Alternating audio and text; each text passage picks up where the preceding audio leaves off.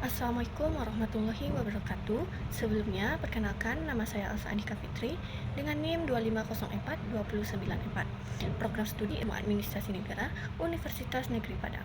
Di sini, saya akan membuat tugas video mata kuliah Sistem Hukum Indonesia, dosen pengampu Ibu Yulia Hanoselina, SAP MAP.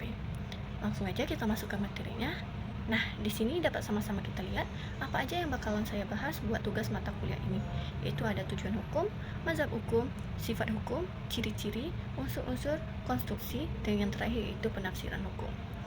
Yang pertama yaitu ada tujuan hukum. Ada beberapa pendapat para ahli yang menyebutkan apa itu tujuan hukum.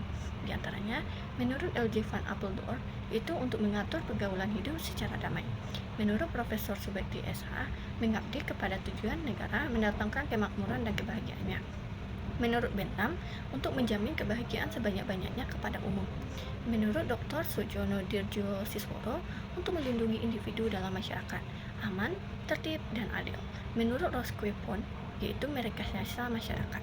Jadi dari beberapa pendapat para ahli ini dapat kita simpulkan bahwa tujuan hukum yaitu untuk mewujudkan ketertiban, keadilan, dan kebahagiaan dalam kehidupan masyarakat, serta mendukung kesejahteraan dan kemakmuran negara melalui pengaturan yang damai dan perlindungan terhadap hak-hak individu. Materi yang kedua ada mazhab hukum. Mazhab hukum adalah aliran atau pandangan dalam ilmu hukum yang menjelaskan bagaimana hukum seharusnya dibentuk, dipahami, dan diterapkan. Setiap mazhab memiliki cara pandang berbeda tentang sumber hukum, tujuan hukum, dan peran negara maupun masyarakat dalam hukum.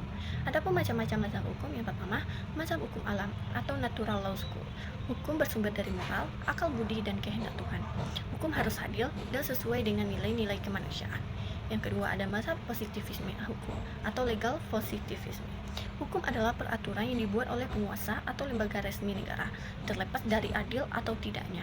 Fokus pada aturan tertulis dan prosedur hukum formal. Yang ketiga ada mazhab sejarah atau historical school. Hukum tidak dibuat tetapi tumbuh dan berkembang dari kebiasaan dan kesadaran hukum masyarakat atau false gaze. Yang keempat ada mazhab sosiologis, sociological jurisprudence. Hukum harus mencerminkan realitas sosial dan berfungsi untuk memenuhi kebutuhan masyarakat. Yang terakhir ada mazhab realisme hukum. Hukum yang sebenarnya adalah apa yang diterapkan oleh hakim di pengadilan. Hukum yang bukan yang tertulis di undang-undang, menekankan peranan praktik hukum dan pelaku aparat hukum. Selanjutnya ada sifat-sifat hukum.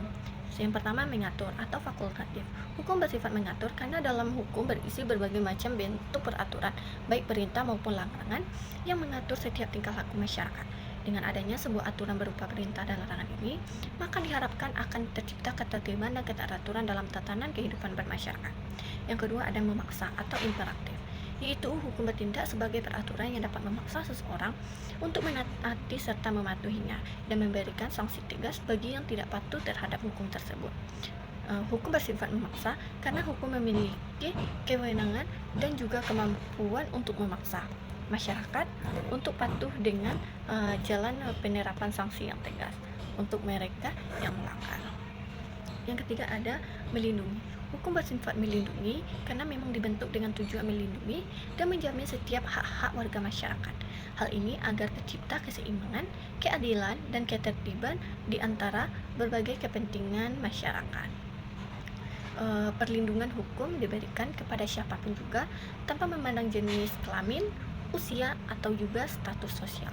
Hukum haruslah mampu memberikan perlindungan kepada seluruh warga negaranya sehingga tidak ada diskriminasi di depan hukum. Selanjutnya ada ciri-ciri hukum. Ciri-ciri hukum ada dua. Yang pertama adanya perintah dan larangan. Hukum berisi perintah untuk melakukan hal yang benar serta larangan terhadap perbuatan yang salah. Masyarakat wajib mematuhi perintah tersebut dan menjauhi larangan agar tercipta ketertiban. Yang kedua adanya sanksi yang tegas. Setiap pelanggaran hukum akan dikenai sanksi yang bersifat memaksa, seperti denda atau hukuman penjara. Sanksi ini bertujuan memberi efek jerah dan menjaga ketertiban masyarakat. Materi selanjutnya ada unsur-unsur hukum. Unsur-unsur hukum yang membentuk suatu ketentuan dapat disebut sebagai hukum yang sah. Yang pertama yaitu peraturan atau kaidah. Hukum berupa aturan tertulis maupun tidak tertulis yang mengatur tingkah laku manusia dalam masyarakat, berisi perintah, larangan, atau anjuran. Yang kedua, dibuat oleh lembaga yang berwenang. Hukum harus dibuat oleh lembaga resmi negara, misalnya DPR dan pemerintah, agar memiliki kekuatan mengikat dan sah secara hukum. Yang ketiga ada bersifat mengatur dan memaksa hukum. Hukum mengatur kehidupan masyarakat agar tertib dan memaksa masyarakat untuk mematuhinya dengan ancaman sanksi jika melanggar. Nah, yang keempat adalah memiliki sanksi yang tegas. Setiap pelanggaran terhadap hukum akan dikenakan sanksi, baik berupa pidana, perdata, maupun administratif. Eh, Sanksi berfungsi untuk menegakkan keadilan dan menjaga ketertiban masyarakat. Yang kelima, tujuan untuk ketertiban dan keadilan. Selanjutnya ada sumber hukum. Sumber hukum adalah asal atau dasar dari mana hukum itu lahir dan memperoleh kekuatan mengikatnya. Dengan kata lain, sumber hukum menjelaskan mengapa suatu aturan dapat disebut hukum dan mengikat masyarakat. Adapun macam-macam sumber hukum, yang pertama, material, yaitu dasar berlakunya hukum atau prinsip-prinsip yang menentukan isi ketentuan hukum. Contohnya hukum pidana, hukum perdata, hukum internasional, dan lain-lain. Yang kedua ada formal, yaitu ketentuan hukum yang dapat diterapkan sebagai kaidah dalam menyelesaikan persoalan konflik. Selanjutnya ada konstruksi hukum. Konstruksi hukum adalah cara berpikir atau metode yang digunakan untuk membentuk, menafsirkan, dan menemukan hukum ketika tidak ada aturan hukum yang secara langsung mengatur suatu kasus. Macam-macam konstruksi hukum itu, yang pertama ada argumentum per analogiam atau analogi, menetapkan hukum untuk suatu perkara baru dengan menyamakan pada perkara yang sudah ada hukumnya karena memiliki kesamaan sifat atau kenaan. Contoh, undang-undang melarang pencurian barang berwujud. Pencurian pulsa barang tidak berwujud bisa dianalogikan juga sebagai pencurian. Yang kedua ada argumentum contrario, kebalikannya, menafsirkan bahwa aturan hanya berlaku untuk hal-hal yang disebutkan dalam undang-undang dan tidak berlaku untuk yang tidak disebut. Contohnya, jika undang-undang hanya melarang pengendara motor tanpa helm, maka pejalan kaki tidak termasuk, karena kebalikannya. Yang ketiga ada argumentum for theory, penalaran lebih kuat. Jika hal kecil saja dilarang atau diatur, maka hal yang lebih besar apalagi harus diatur atau dilarang. Contohnya, jika melukai orang lain dilarang, maka membunuh tentu lebih dilarang. Yang keempat ada fiksi hukum atau legal fiction. Hukum menganggap sesuatu seolah-olah benar atau ada demi kepastian hukum. Contohnya, semua orang dianggap tahu hukum setelah undang-undang diundangkan, meskipun kenyataannya tidak semua tahu. Nah, materi yang terakhir ada penafsiran hukum. Penafsiran hukum atau interpretasi hukum adalah usaha untuk memahami dan menjelaskan makna suatu peraturan perundang-undangan agar dapat diterapkan dengan tepat pada suatu kasus tertentu.